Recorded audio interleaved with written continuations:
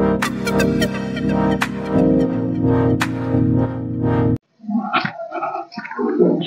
students, এইদিন বিহুত ব্যস্ত আছিলো গম পোৱা নাই হুচৰিত সেইভাবে ভিডিও দিব পৰা নাই আজি নগলো বাৰু হুচৰিলে তোমালোকৰ বিহু ঠিকে গৈছে চাগে গতিকে মই কি কৰিছো আমাৰ যেহেতু সিজাবলি পৰীক্ষা আহি আছে বেছি দিন নাই এসপ্তাহ মানে আছে চাগে তো সেই হিচাপত তোমালোকৰ সুবিধাৰ কাৰণে মই এখন স্যাম্পল পেপাৰ লৈ আনিছো ঠিক আছে আৰু অকমান টিপস দিম যোনখিনি টিপসে তোমালোকক যথেষ্টখিনি সহায় কৰিব ঠিক আছে এটা কাম কৰো প্ৰথম কোৱেশ্চনটো আমি ডিসকাস কৰিলো প্ৰথম কোৱেশ্চনটো কি আছে চোৱা দা ৰেশিও এবিলাক সব CW2023 আহিছে এটো question the ratio of maximum time period to minimum time period that can achieved by a containing an identical springs তামানে তোমাৰ ওচৰত চোৱা এটো কোৱেশ্চনৰ কাৰণে তোমাৰ কি লাগিব টাইম পিৰিয়ডৰ যোনটো আমাৰ ফৰ্মুলা ঠিক আছে কি আছে টাইম পিৰিয়ডৰ ফৰ্মুলা স্প্ৰিং যেতিয়া যিকোনো এটা ধৰি লোৱা ওয়াই ডালত যদি স্প্ৰিং এডালত ধৰি লোৱা স্প্ৰিং এডালত যদি মই মাছ এটা ওলমাই থৈ দিও ঠিক আছে স্প্ৰিং ডালৰ স্প্ৰিং কনস্ট্যান্ট হৈছে k তো তেনেকুৱা ধৰণৰ স্প্ৰিং এডালত যদি মই মাছ এটা ওলমাই থৈ দিও তেতিয়া হলে ওলমাই থলে তাৰ যোনটো টাইম পিৰিয়ড অফ অসিলেশন হ'ব সেই টাইম পিৰিয়ড অফ অসিলেশনৰ ফৰ্মুলাটো আমি জানিব লাগিব দ্যাট ইজ t = 2π/m/k ঠিক আছে গতিকে আমাৰ এতিয়া সবা এতিয়া কথাটো হল কি আমাৰ কি কৈছে ৰেশিও কাকা উলিয়াবলৈ কৈছে ম্যাক্সিমাম টাইম পিৰিয়ড আৰু মিনিমাম টাইম পিৰিয়ডৰ ৰেশিও উলিয়াবলৈ কৈছে গতিকে এতিয়া ম্যাক্সিমাম টাইম পিৰিয়ড আৰু মিনিমাম টাইম পিৰিয়ড উলিয়াবৰ কাৰণে আমাৰ যেহেতু এনটা স্প্ৰিং ঠিক আছে এনটা আইডেন্টিক্যাল স্প্ৰিং মানে একে টাইপৰ স্প্ৰিং যাৰ স্প্ৰিং কনস্ট্যান্ট কিটা সেম হয় সো আইডেন্টিক্যাল স্প্ৰিং বিলাক আমি কেনেকৈ ৰাখিব লাগিব প্ৰথমতে এবাৰ সিৰিজৰ ৰাখিব লাগিব এবাৰ প্যাৰালেলৰ ৰাখিব লাগিব এটা আমি প্ৰথমতে সিৰিজ কম্বিনেশনটো চাম আৰু প্যাৰালেল কম্বিনেশন চাম আৰু তাৰ পৰা আমি গম পাম যে কোত আমাৰ কি হ'ব স্প্ৰিং কনস্ট্যান্টৰ ভ্যালু ম্যাক্সিমাম হ'ব চোৱা ইয়াত তুমি ফৰ্মুলাটো চোৱা যদি স্প্ৰিং কনস্ট্যান্টৰ ভ্যালুটো মিনিমাম হয় ঠিক আছে মানে k ভ্যালু যেতিয়া কম হ'ব তেতিয়া হলে টাইম পিৰিয়ডটো ডাঙৰ হ'ব তাৰ মানে k ভ্যালু যদি মিনিমাম হয় স্প্ৰিং কনস্ট্যান্টৰ ভ্যালু যদি মিনিমাম হয় টাইম পিৰিয়ডটো ম্যাক্সিমাম হ'ব যদি স্প্ৰিং কনস্ট্যান্টৰ ভ্যালুটো ম্যাক্সিমাম হয় তেতিয়া হলে টাইম পিৰিয়ডটো মিনিমাম হ'ব গতিকে আমাৰ যেতিয়া স্প্ৰিং বিলাক সিরিজত থাকে সিরিজত থাকোতে ফর্মুলা কি হয় 1/ks = 1/k1 + 1/k2 + 1/k3 এনেকৈ গৈ থাকিব ঠিক আছে যেহেতু গুটেকেডাল স্প্ৰিং আইডেন্টিক্যাল হয় গতিকে আমাৰ কি হ'ব series কম্বিনেশনটো 1/ks = 1/k + 1/k + 1/k এনেকৈ গৈ থাকিব 1/k তো আমাৰ কেটা স্প্ৰিং কানেকশন হৈছে nটা স্প্ৰিং সো 1/ks = n/k তুমি ভালকে মন কৰা মিনিমাম কোড পাবা তুমি মিনিমাম পাবা যেতিয়া স্প্ৰিং বিলাক কিহত কানেকশন হৈ থাকে সিৰিজত কানেকশন হৈ থাকে ঠিক আছে কাৰণ k ভ্যালু কমি যাব ks ভ্যালু কমি যাব ks ভ্যালু কমি যোৱাৰ লগে লগে তোমাৰ কি হ'ব টাইম পিৰিয়ডটো মিনিমাম হ'ব ঠিক আছে গতিকে আমাৰ ks ৰ কাৰণে টাইম পিৰিয়ডটো ছ ts লিখিলো tmax লিখিলো tmax = 2π/, কি হ'ব m/k ঠিক আছে m/k কিমান হ'ব m/k k means k জেগাত কি আহিব ks আহিব ঠিক আছে কাৰণ আমাৰ স্প্ৰিং বিলাক এতিয়া সিরিজত কানেকশন হৈছে গতিকে tmax কিমান হ'ব tmax হ'ব 2π/, m/k ks means k/n তাৰ মানে n টো ওপৰলৈ উঠি যাব ঠিক আছে গতিকে আমাৰ প্ৰথমটো ওলালে কি হ'ব ম্যাক্সিমাম টাইম পিৰিয়ডৰ কাৰণে আমাৰ ৰিলেশনটো কি ওলালে tmax = 2π/, mn/k ঠিক আছে এটো নোট ডাউন কৰি লোৱা মই মিনিমামটো উলিয়াই দিম তোমালোকক এটো মিনিমাম হ'ব আসলতে টাইম পিৰিয়ডটো ঠিক আছে বাৰু মিনিমাম হয় নে ম্যাক্সিমাম হয় আমি নিজে গমে পাই যাম বাৰু চোৱা আগতে এটো চোৱা তোমালোকে ৰিলেশনটো উলিয়াই লোৱা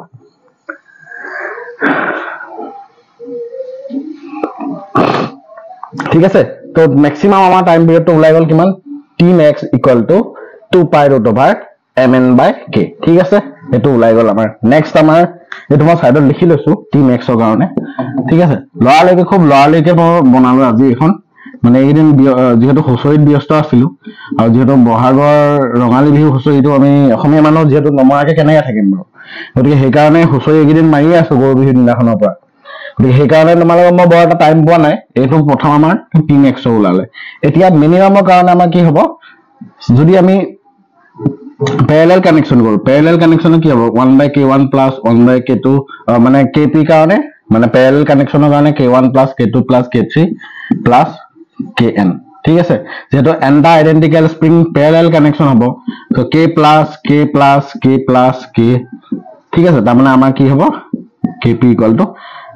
nk তাৰ মানে এটা কথা মনত ৰাখিবা k ভ্যালু যিমানে ডাঙৰ হ'ব সিমানে টাইম পিৰিয়ডটো সৰু হ'ব যেহেতু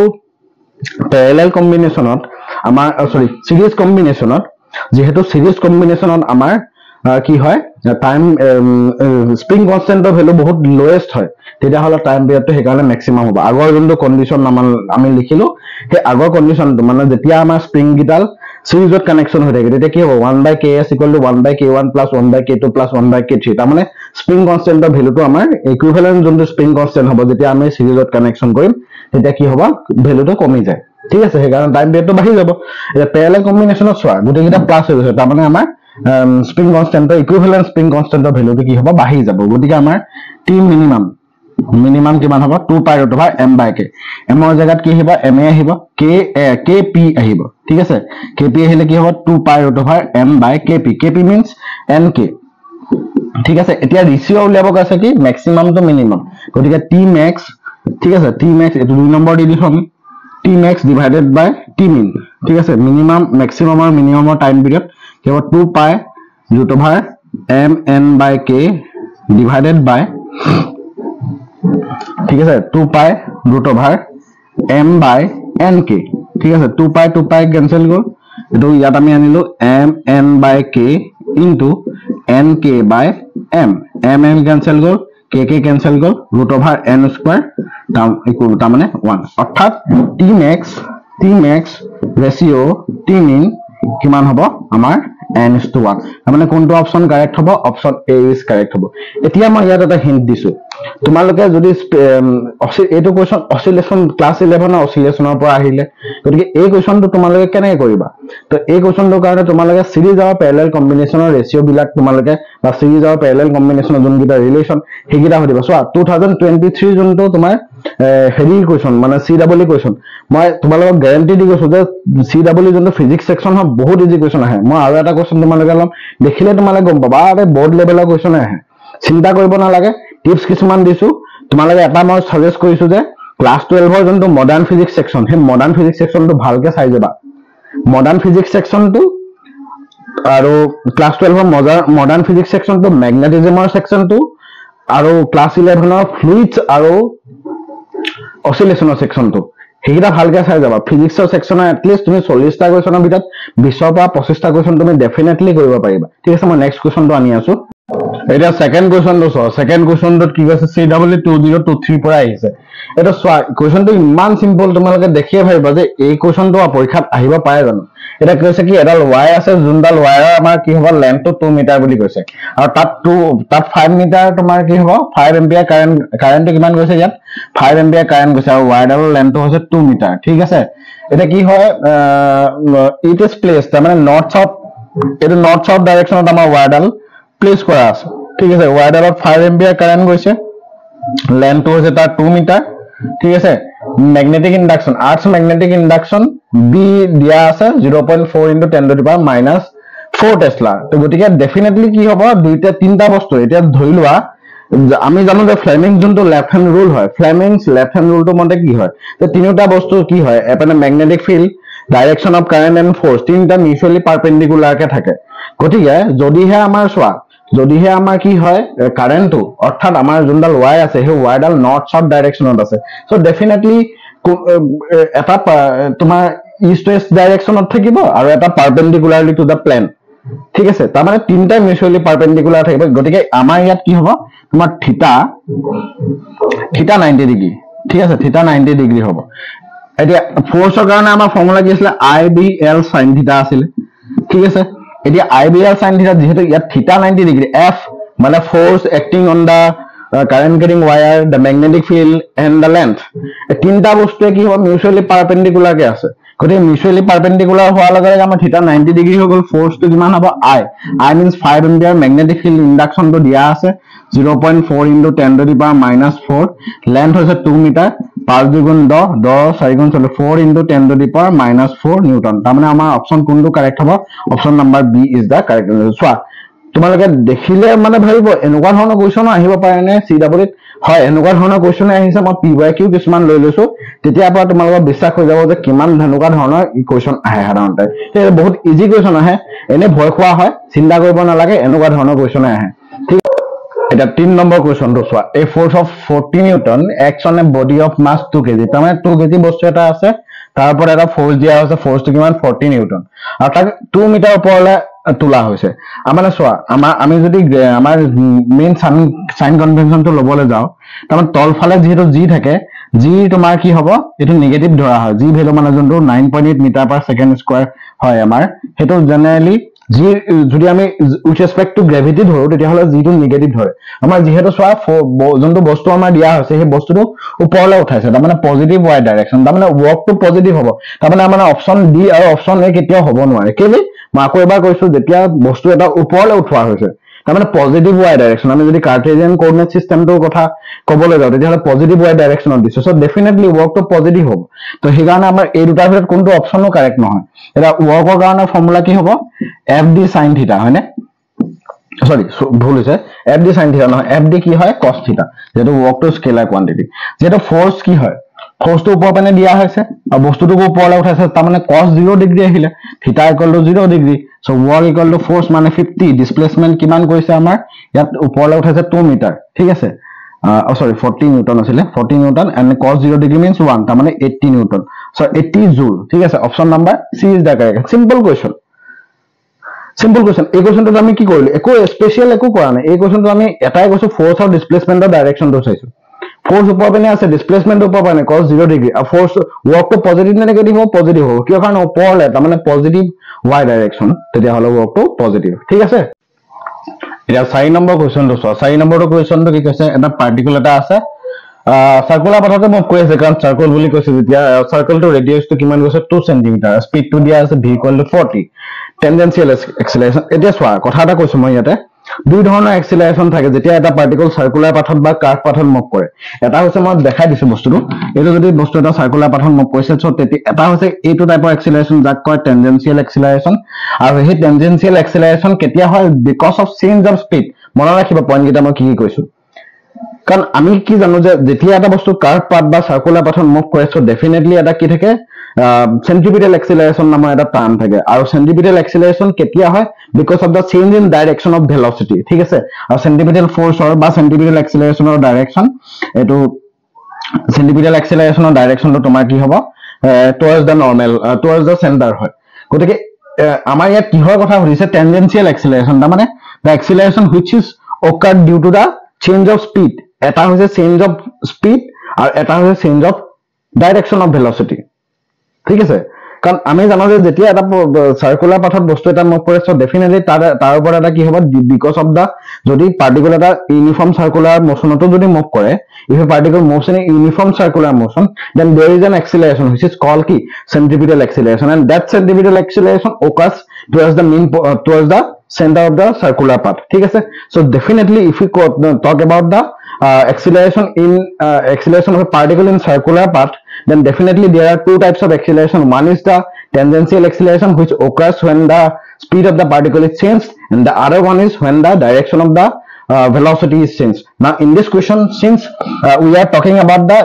tangential acceleration, so definitely we will discuss about the type of acceleration which occurs because of the change of velocity, ঠিক আছে। সো তেতিয়াহ'লে আমাৰ ভেলোসিটিটো কিমান দিয়া আছে, v = 40, so acceleration since tangential acceleration, so definitely we should have make a change in velocity. তাৰমানে আমি কি কৰিব লাগিব, dv/dt। আমি জানো যে ভেলোসিটি dv/dt মানে কি হয়, এক্সিলাৰেশন, এন্ড দ্যাট ইজ দা টেনজেনশিয়েল এক্সিলাৰেশন, ঠিক আছে। at = d/dt অফ কি হ'ব 40, সো ইয়াত কি হ'ব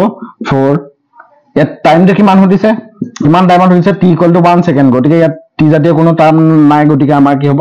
4 সেন্টিমিটাৰ পাৰ সেকেন্ড স্কয়াৰ। সো অপশন কোনটো কাৰেক্ট হ'ব, definitely option number D is the correct answer. CW202 আহিছে, সিম্পল কুৱেশ্যন আহে। সেন্ট্ৰিপিটাল বুলি কোৱাৰ লগে লগে যদি তোমাক সেন্ট্ৰিপিটাল এক্সিলাৰেশন ক'লেহেঁতেন, তেতিয়াহ'লে ডেফিনেটলি v²/r আহিলেহেঁতেন। তোমালোকে এটা বস্তু মনত ৰাখিব, যেতিয়া টেনজেনশিয়েল এক্সিলাৰেশন কৈছে, that means you are talking about the acceleration which occurs because of the change of speed. Next question আমি ডিসকাস কৰো। এইটো চোৱা 5 নম্বৰ কুৱেশ্যনটো কি কৈছে, অকমান তেনেকুৱাই আমাৰ ক্লাছ 11 ৰিলেটেড কুৱেশ্যনছ বিলাক। তো আমাৰ ডিসপ্লেসমেন্ট এটা দিয়া আছে, এটা পাৰ্টিকল ষ্ট্ৰেট লাইনত মুভ কৰি আছে, CW2023 অহা, তাৰ ডিসপ্লেসমেন্টটো দিয়া আছে। ইয়াত কি কি উলিয়াবলৈ কৈছে, ইনিশিয়েল এক্সিলাৰেশন আৰু ইনিশিয়েল ভেলোসিটি। এটা কথা তোমালোকে নোট ডাউন কৰি ল'বা, যে যেতিয়া আমাৰ ইনিশিয়েল ভেলোসিটি বা ইনিশিয়েল এক্সিলাৰেশন বা ইনিশিয়েল ডিসপ্লেসমেন্ট বুলি কয়, ইনিশিয়েল ৱৰ্কটো লগাৰ লগে লগে টাইমটো 0 হয়, ঠিক আছে। পইণ্টটো মনত ৰাখিলা তো গতিকে আমাৰ প্ৰথমতে ডিসপ্লেসমেন্ট দিয়া আছে alpha T cube plus beta T square plus gamma T plus delta ঠিক আছে তো ইয়াক আমি ডিফাৰেন্সিয়েচন কৰিলে কি ওলাব ভেলোসিটি ওলাব dx by dt so কিমান ডিফাৰেন্সিয়েচন কৰিলে 3 alpha T square plus 2 beta T plus gamma ঠিক আছে এটা ইনিশিয়াল ভেলোসিটি বুলি কৈছে সো ভি ইনিশিয়াল বুলি কলে vi তাৰমানে টাইমটো কি আহিব 0 আহিব এটা t 0 কত আহে বহাই দিয়ে ইয়াত এই গিটা ইয়াত বহাই দিলে এই দুটা টাইম 0 হ'ব থাকিব গামা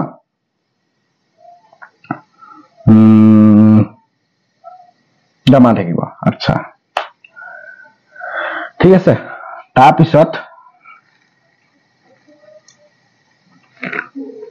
ঠিক আছে না ঠিক আছে এটা এক্সেলাৰেশনটো সোৱা এক্সেলাৰেশনৰ কাৰণে মই এই ভেলোসিটি টাৰ্মটো আকৌ এবাৰ ডিফাৰেন্সিয়েচন কৰিম তাৰমানে dv by dt কৰিলো কোৱেশ্চনটো মই দেখাত অকমান কিবা অপচন গিটা ৰং যেন লাগিছে বাৰু যি কি নহওক 3 আলফা মানে 6 আলফা t প্লাস 2 বিটা ঠিক আছে তো এটা ইনিশিয়াল এক্সেলাৰেশন ai তাৰমানে কিমান হ'ব 2 বিটা হয়নে ঠিক আছে এটা বিটা এটা আলফা একো নহয় আমাৰ কি উলিয়াবলৈ গৈছে the ratio of initial acceleration মানে ai divided by vi ai মানে 2 beta আৰু vi মানে gamma এটা সোৱা ইহতৰ ৰেশিওটো বিটাৰ ওপৰত ডিপেন্ড কৰে আৰু গামা ওপৰত ডিপেন্ড কৰে গতিকে আমাৰ ইয়াত only on alpha and beta জায়গাত আমাৰ গামা এন্ড বিটা হ'ব লাগিছিল অপচন সি টো তেতিয়া কাৰেক্ট হলহেতেন বুজি পাইছানে আমাৰ অপচনটো চাগে কিবা মই কোৱেশ্চন পেপাৰখন যেটো নেটৰ পৰা পোৱা গতিকে যেনেকা আপলোড দিয়া হয় সেই হিচাপত মই পাইছো গতিকে তোমালোকৰ এটো অন গামা এন্ড বিটা নহয় বুজি পাইছানে অন আলফা এন্ড বিটা নহয় কি হ'ব অন গামা এন্ড বিটা তোমালোকে নিজে চোৱা তো ভেলোসিটি কাৰণে আমি একেবাৰে ডিফাৰেন্সিয়েচন কৰিব লাগিব যদি ইনিশিয়াল বুলি কয় টাইমটো 0 বহাই দিয়াৰ লগে লগে গামা ওলালে ভেলোসিটি আকৌ এবাৰ ডিফাৰেন্সিয়েচন কৰিলে আৰু এক্সেলাৰেশন ওলাব তাৰ জায়গাত টাইমৰ জায়গাত আকৌ 0 হ'ব এই কাৰণ ইনিশিয়াল বুলি ক'লে আমাৰ টাইমটো 0 হ'ব গতিকে এই ৰেশিওটো কাৰ ওপৰত ডিপেন্ড কৰে বিটা আৰু গামাৰ ওপৰত সো অপচন সি এটো আলফা জায়গাত কি হ'ব লাগিছিল গামা মই পিডিএফ টোত কাৰেক্ট কৰি দিম তোমালোকে লৈ লবা দেই চোৱা এটা কোৱেশ্চন লৈছো আমাৰ মডাৰ্ন ফিজিক্সৰ পৰা কোৱেশ্চন লৈছো ঠিক আছে তো ইয়াত তোমাৰ কি কৈছে এটা বৰ এটমিক মডেলত আমাৰ কি হৈছে কোনবা এটা এনাৰ্জি লেভেলৰ এনাৰ্জি হৈছে -3.4 ইলেক্ট্ৰন ভোল্ট আমি জানো যে En = -13.6 by n square eV ঠিক আছে এতিয়া যদি মই n ৰ জায়গাত 2 বহাও তেতিয়া হলে En = কিমান হ'ব -13.6 by 2 স্কয়ার মানে 4 এটো आंसर হ'ব -3.4 ইলেক্ট্ৰন ভোল্ট তাৰ মানে আমাৰ যোনটো -3.4 ইলেক্ট্ৰন ভোল্টৰ এনাৰ্জি দিয়া আছে সেই এনাৰ্জিটো কোনটো এনাৰ্জি লেভেলৰ সেকেন্ড এনাৰ্জি লেভেলত সেই সেকেন্ড এনাৰ্জি লেভেলৰ তোমাৰ ৰেডিয়াসটো উলিয়াব গৈছে আমি জানো যে an = কি হ'ব a not n square a not তো কি বুলি কোৱা হৈছে বৰ ৰেডিয়াস বুলি কোৱা হৈছে n ৰ ভ্যালু আমাৰ 2 গতিকে a2 = a নট * 2 স্কয়াৰ তাৰ মানে 4a নট তো তাৰ মানে অপচন কোনটো কাৰেক্ট হ'ব option number B is correct এতিয়া তোমালোকক কেটামান মই ইনফৰমেশন মানে কেটামান মই সাজেশন কৰো পৰীক্ষালে এসপ্তাহ মান সময় আছে বিহুটো আমাৰ আছে বিহু একে হল আৰু এই কথাটো হল কি যেহেতু আমাৰ তোমালোকে যদি কিছুমান সিৰিয়াস ক্যান্ডিডেট আছা যিসকল সিৰিয়াস ক্যান্ডিডেট যিসকলে ভাবিছা এই 12তেই মই সিডব্লিউ ক্ৰেক কৰি পেলাই ভাল এখন engineering college Assam engineering college হল জোহাট ইঞ্জিনিয়াৰিং কলেজ হল এটসেট্ৰা যি আমাৰ অসমৰ ইঞ্জিনিয়াৰিং কলেজ আছে আষ্টু আন্ডাৰত ভাল এখন কলেজত মই এডমিশন লব লাগে এবাৰ সিডব্লিউ দিয়ে তোমালোকক মই এটা বেস্ট সাবজেক্ট সাজেশন কৰিম আৰু মই এটা সিডব্লিউ যোনটো স্ট্ৰেটেজি এটা ভিডিও বনোৱা আছে যদি তোমালোকে সিৰিয়াস ক্যান্ডিডেট হয় আৰু এবাৰতে তোমালোকে ক্ৰেক কৰিম বুলি ভাবিছা গুটেখিনি কভাৰ কৰিব নালাগে যিখিনি মই স্পেসিফিক তোমালোকক তথ্য দিলো যে যিখিনি স্পেসিফিক ম্যাথছৰ হক কেমিষ্ট্ৰি হক ফিজিক্সৰ হক যিখিনি বস্তু মই স্পেসিফিক কলো সেইখিনি তোমালোকে এটা কাম কৰিম মই এখন সিডব্লিউ কাৰণে ম্যাথছৰ এখন মই স্যাম্পল পেপাৰ লৈ আনিম ঠিক আছে মই হুচৰিলা মাতি আছে মই সেইকাৰণে মই লৰালৈকে কেটামান মই কোৱেশ্চন পেপাৰ তোমালোকক কৈ দিলো ম্যাথছৰ এখন স্যাম্পল পেপাৰ মই অতি হুনকালে মই লৈ আনিছো তোমালোকৰ পৰীক্ষা আগে এখন মই ম্যাথছৰ মোস্ট এক্সপেক্টেড কিছুমান কোৱেশ্চন লৈ আনিম এখন স্যাম্পল পেপাৰ হিচাপে ইয়াৰ ভিডিও তোমালোকে পিডিএফ টো তোমালোকে ডেসক্ৰিপচনত পাই যাবা চিন্তা কৰিব নালাগে ভালকৈ পঢ়াওনা কৰা যিটো স্ট্ৰেটেজি মই তোমালোকক কথা কলো ভিডিও এটাত সেই স্ট্ৰেটেজিটো ফলো কৰা তোমালোকে ভবা ধৰণে ৰিজাল্টটো পাবা ফাৰ্স্ট কাউন্সিলিংতে তোমালোকে ভবা ধৰণে এটা ডিপাৰ্টমেন্ট তোমালোকে পাই যাবা ঠিক আছে যদি সিৰিয়াসলি প্ৰিপাৰেচন কৰিছা এই বাৰতে তোমালোকৰ ক্ৰেক হৈ যাব ঠিক আছে ৰিজাল্টটো দিবই বেছি দিন নাই এসপ্তাহ 10 দিন ধৰি লোৱা ৰিজাল্টটো পাই যাবা ঠিক আছে হাই সেকেন্ডাৰী ৰিজাল্টটো মই হায়াৰ ছেকেণ্ডেৰী ৰিজাল্টৰ লগালগ ইনফৰমেশ্যন পালে মই তোমালোকক খবৰ দিম, চেনেলটোৰ লগত খালি জড়িত হৈ থাকিবা, ঠিক আছে। জয় অসম।